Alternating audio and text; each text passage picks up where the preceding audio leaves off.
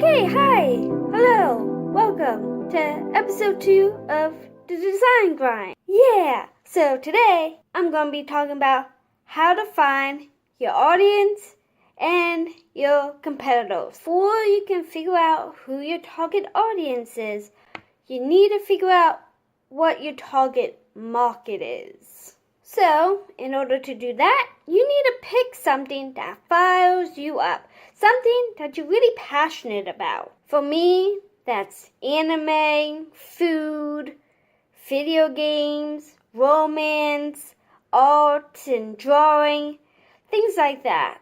You want to make a list of all your interests, and you want to pick one thing to be your target market. For me, I chose anime. But I might have to change it later on because that might be too small of a niche. But that's what I'm going to go with for now. So, mine is anime. Okay? Now you have your target market. And now, in order to figure out who your target audience is, you have to first target yourself.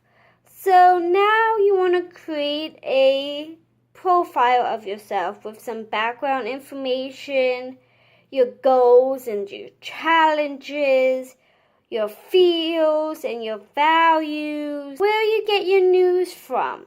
Okay, so for the background information, things you want to ask is their name, their age, their gender, their salary, because you want to know if they'll be able to afford your services that you offer, their location.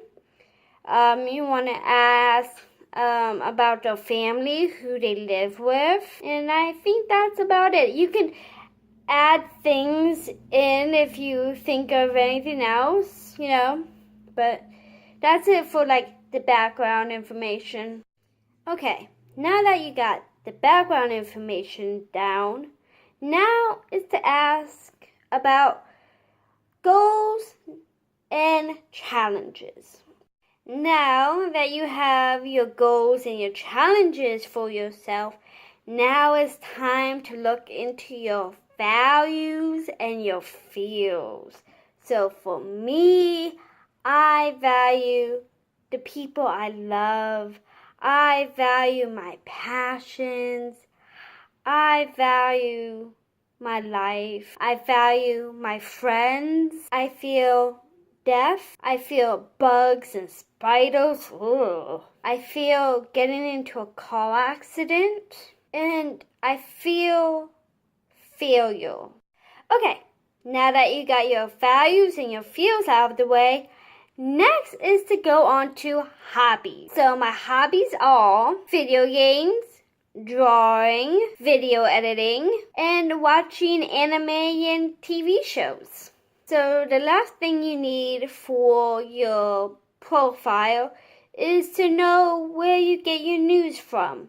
So for me, I get most of my news articles from Facebook and Twitter. Now that you have your personal profile complete with as much information as you can possibly muster, you're finally ready to find out who your target audience is. Okay, now that you're ready to find your target audience, you want to go to your friends, your family, and your followers on social media to get the same information you got for your personal profile. So, I'll give you an example of what I came up with. Meet Tiny Tim. Write down his age if he stated it, or put down the month, date, and year if that's stated.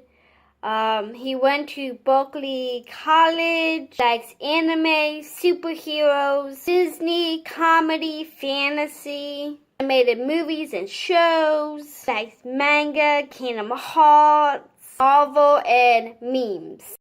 You also want to write down the social media, the location, the job title if they have one. Okay, now that you have some profiles written down, go through them and look for all the common points of interest that keep popping up over and over again. So once you went through your list and picked out all the reoccurring points of interest, like let's say lots of your followers or like photographers, or maybe a lot of your followers like anime, or maybe they went to the same school.